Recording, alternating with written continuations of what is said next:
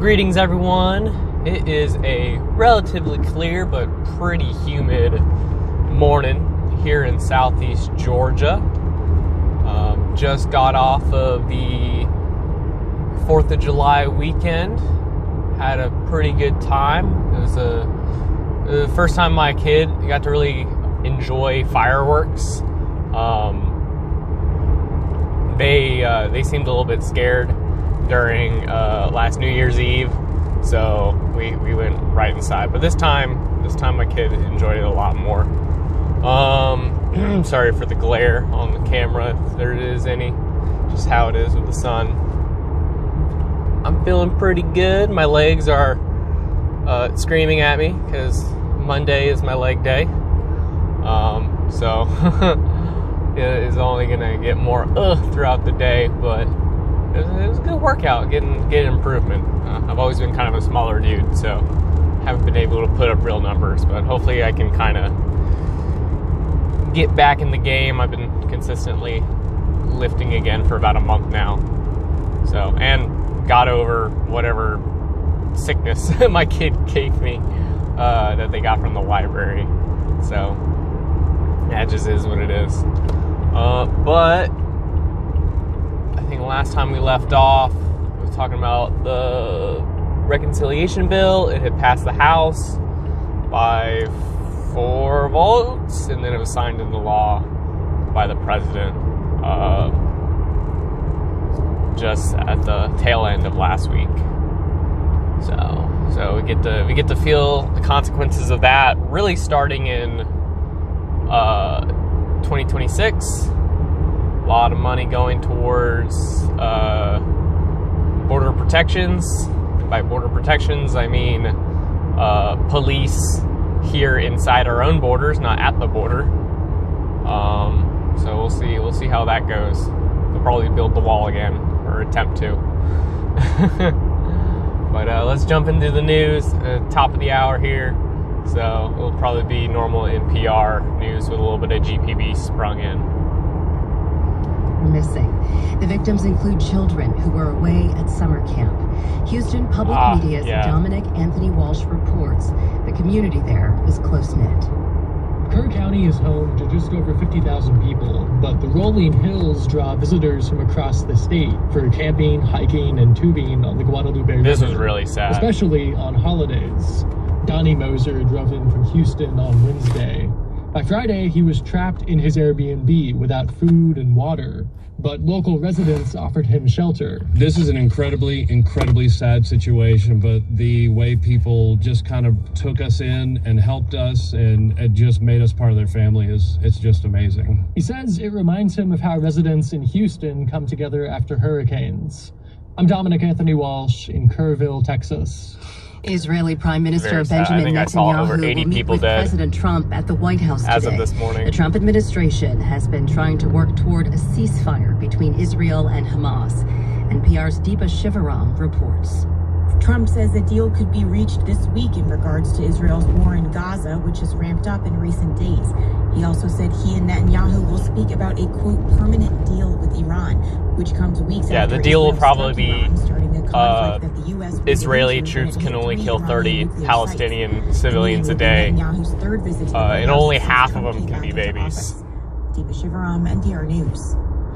The major Republican tax and spending cut bill is now law after President Trump signed it over the holiday. NPR's Luke Garrett reports many Republicans are celebrating Trump's significant legislative victory, while some economists are beginning to worry now about its consequences. House Speaker Mike Johnson says President Trump's legislative agenda will put more money in people's pockets. Here he is on Fox News Sunday. If you make between $30,000 and $80,000 a year, you're going to have a 15% less federal tax rate. But Yale Budget Lab Executive Director Martha Gimbel tells NPR the bill is regressive and expensive. She says it's especially bad for the annual budget of an average low-income earner. And if you're in the bottom quintile, once SNAP and Medicaid cuts are taken into account, on average, you're losing $560. Gimbel says the bill helps upper and middle class workers the most through large tax cuts and the no tax on tips and overtime policies. Luke Garrett, NPR News, Washington. At this hour on Wall Street, U.S. You're going to see a lot stock of trading lower. very Listening to NPR News from very rich Washington. people starting to claim tips. Dinosaurs were rampaging. Which I know there is a limit. I don't recall what it is off the top of my head of what the claim limit is, but it's pretty high, which means, you know, someone who's doing pretty well off like me, if I, like, let's say owned my own business and I was making the same amount of money doing that, and I was like, oh, I'll just claim this extra income as tips or whatever, you know, then I'm taking more money for myself instead of, you know, letting it go to infrastructure programs that matter, like going to the roads, going to regulatory bodies that keep our water and air clean. So that's how I see it. It's just a way to... The running of the Bulls is underway in Pembroke. It's just another loophole for people who already have money to save tens of thousands of dollars by changing their income into tips instead of normal income. Really what I think it should be, all income should be taxed as income. We shouldn't delineate, you know, this income versus that income. It should just be, you know, whatever you make, it counts as income. And that might sound a little silly, like, well, there's special cases. Like, is there really special cases? Because you might look at overtime and tips as like, hey, these are good things that we shouldn't claim taxes on. And then I've already made my point on that of like, hey, the people who already have a lot of money, who are kind of that like upper middle class, who kind of control their own payrolls in a way, you know, I mean, business owners,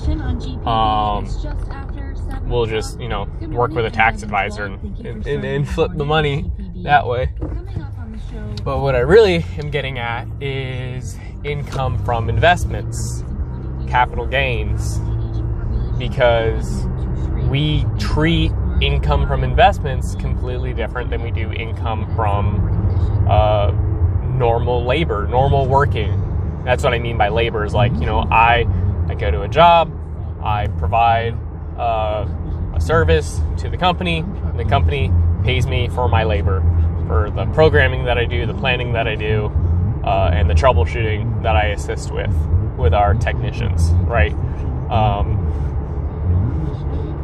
And then the same way, you know, when I was in the military, you know, I went to the ship, I worked as a technician, I taught my specialty to up-and-coming technicians and people who worked in the same department as me, so, you know, there was good cross-knowledge, and the government gave me a paycheck. They paid me for my labor. That should be taxed the same as income from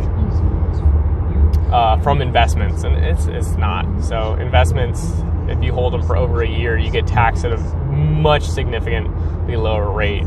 It doesn't get pushed into normal income taxation. It's just a whole different group. So I believe all income should be taxed as income, regardless of the source. And you would see a huge leveling of the playing field when it comes to effective tax rates for everyday working Americans, Americans who are doing, you know, a little bit better off like me, because I don't really have a huge portfolio. I do have a little bit that I've been very thankful I've been able to kind of scrounge up, but it's not hundreds of thousands of dollars or anything like that. I don't own businesses. I have money in, you know, some stocks. Like it's not that much when you think about it. It's more of an emergency fund that keeps up with inflation than anything. So we should tax all income as income. I'm just on that. So that's my little diatribe. Let's get back to the news.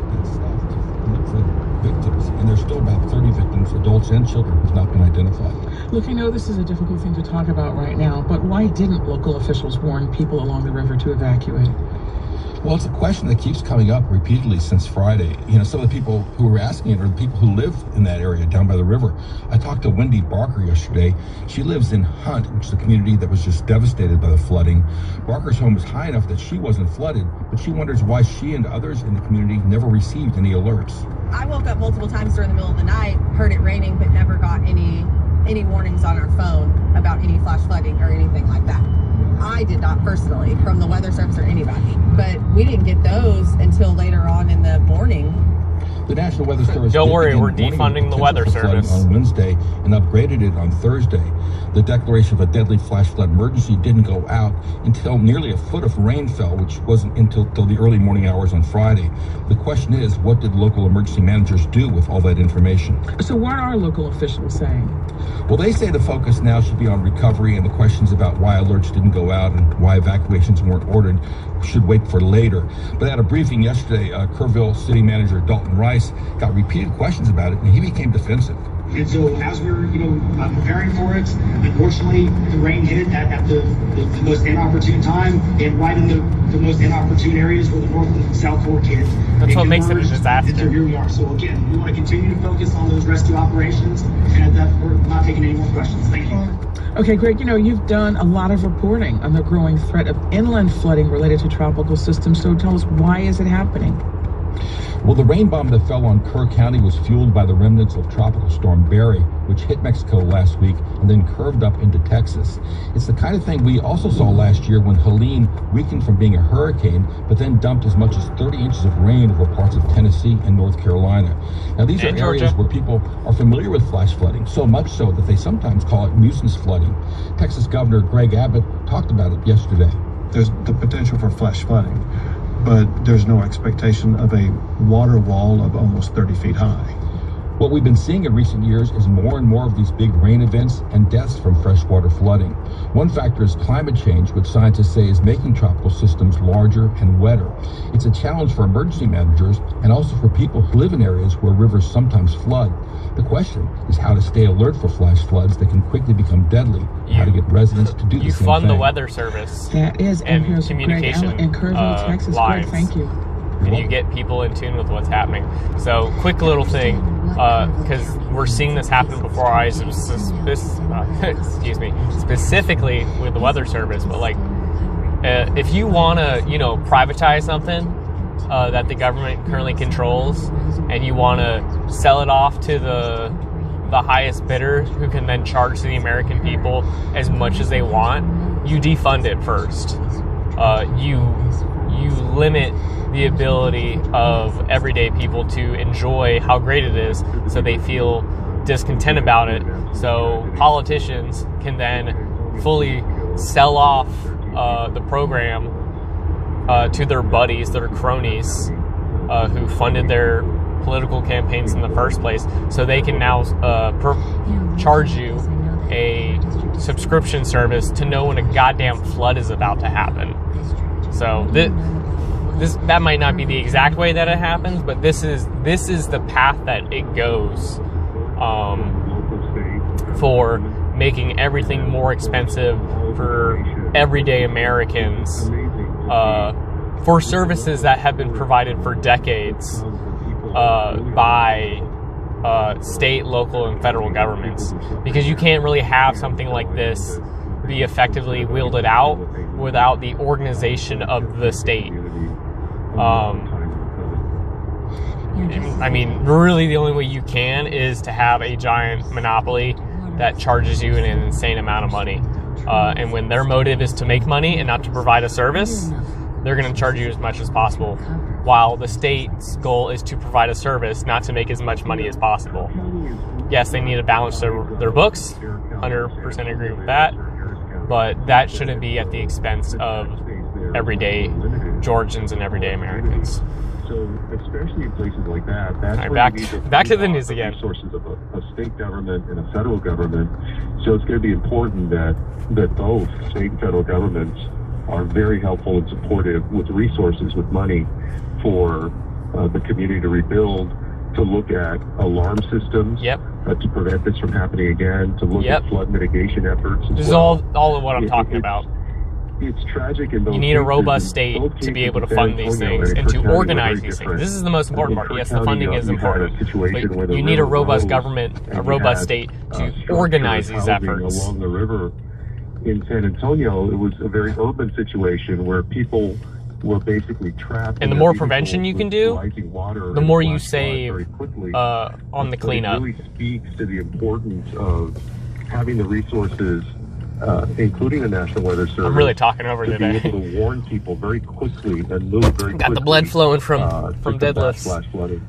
One of the big questions being posed to local officials, to state officials, and to the White House is why people weren't warned earlier. Some of your colleagues in the Senate sent a letter to the President and the Secretary of Commerce last month, alarmed over the staff reductions at the National Weather Service and what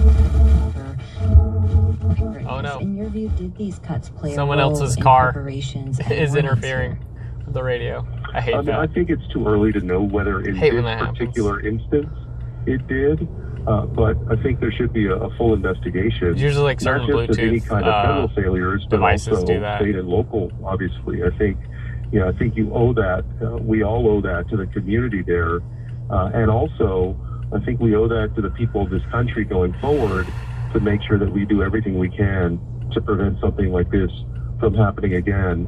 But I think it also because it'll save lives, it'll save tax dollar money, that you have it'll save so much. Staff that can work with state and local an ounce of prevention is worth a pound of cure.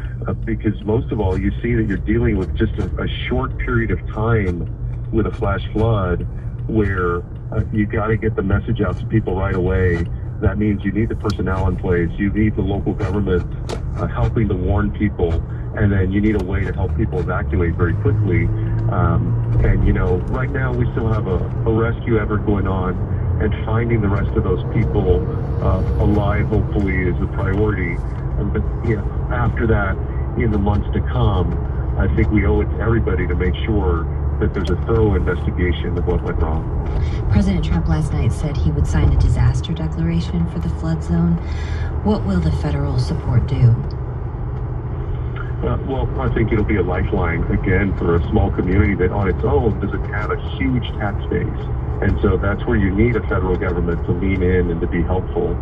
Yep. And so hopefully proper organization across large swaths of populations. There'll be flood mitigation efforts for the future. There will be obviously help with items that the community needs and the families need that have been affected. So that federal help is going to be incredibly important. I know, Congressman, that this wasn't in your district, but this tragedy seems very far-reaching. I mean, I know my sister's a teacher. There are parents at her school looking for their child. I mean, how far-reaching has this tragedy been across Texas and really across the country? Yeah, I mean, the Guadalupe River and the area there around Hunt, Texas, and in Kerr County, it's a popular place for people to go to camp from different parts of Texas, different parts of the country. But people also, you have people who have homes there, vacation homes, some of them, folks that go camping there. Remember, this was around the 4th of July. And so it has been incredibly wide-ranging in terms of the people who are affected and where they're from. As you know, we're beginning to experience heavier and more extreme rainfalls. I mean, what most needs to happen now to try to prevent future loss of life in these weather emergencies? We need a strong National Weather Service. Yep. We need to strengthen the working relationship between the National Weather Service and state and local governments. Yep. We need to improve the warning systems, obviously. And, I know that for many years now, the idea of climate change has become a political one. It's become a very political debate. But these events that were supposed to be a 1 in 100-year event or 1 in 500-year event have been happening more often. They're becoming a once-a-year event. That issue seriously. Maybe that's a little excessive, but they're becoming like a once in every 5 to 10 year event instead of once in a 100-year event. Thank you.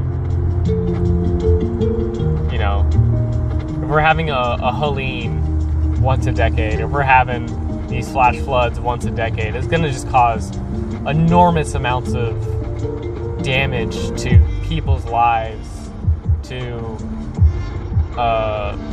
local economies, to just the way of life of so many people, and it's devastating. It's just not what should be happening at all whatsoever. And we can prevent this, or at the very least, we can mitigate a lot of this with proper planning. Support for GPB comes from our generous listeners. Excuse us. Yeah, donate to GPB. Donate to your local NPR station. My $15 a month went through last week. I'm super happy about it. What was it saying? We're about to get out of the radio range anyway, so I'll just silence the radio. So yeah, proper planning, proper funding to. Effectively, I would call it a surveillance network, but instead of surveilling people, it's surveilling the weather. You know, you're watching these patterns. You have good scientists that are paid appropriately to monitor these weather systems, monitor these river systems, monitor the climate and the ecosystems to help predict, like, hey, this event is more likely to happen. Getting together with engineers to build better infrastructure to mitigate the effects of these events, you know, diverting potential water flows out of populated areas or out of areas that could become populated due to, you know, the sprawling nature of our country, of our peoples, and housing, really. And to have these engineers also design proper evacuation routes for when, you know, you can't avoid these storms. You can't avoid these crazy weather events that are, you know, that happen. Whether it's, you know, violent earthquakes over on the West Coast or intense tropical storms here on the East Coast. Like here in Georgia, like we saw happen multiple times last year and several times over the last decade. So there's a lot that we need to do. And really a lot of it starts with proper funding, proper education, and proper support. And you're only going to get that from a state.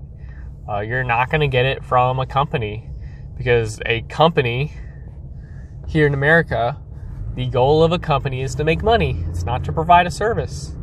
They provide the service to make money. But if the service sucks and they make money, it doesn't matter. If their service is good and it makes money, it doesn't really matter, because they're making money. They're making their goals. The point of a state, the point of a government is to organize and provide services. And when those services aren't good, it's the responsibility of the people to make their voices heard. And if the people who have been duly elected in a democracy, which is the mode of government we should have as a democracy, are not receptive to those voices and to that change, they get changed out when we go to the polls. So that's just my views on things. So leaving off on a rather excited note from me, we deserve better services. The government should be a service to the people, not a service to companies to make money. I'll leave y'all with those thoughts for the day. I hope all of you enjoyed your 4th of July weekend. Hopefully y'all got all your fingers and toes from lighting off fireworks, or grilling up hot dogs and hamburgers or whatever you had 4th of July. I made ribs yesterday on Sunday. It was like the first time I've done it in months, and it came out pretty good. Tried a new barbecue sauce that my kid found in the store. Just 3-year-old picking up a random bottle. It's like, let's have this. I was like, okay, let's have it. And it came out really good. The sauce was good. The ribs were also great. I'm on a tangent now. Hope y'all have a good one. I'll see y'all tomorrow. Trying to think of a video idea, just kind of a thought that went through my head regarding how certain people in political parties kind of get excised from the party, and how that really doesn't apply to one party in particular. So I'll leave y'all to guess that. So I hope y'all have a good one. Bye.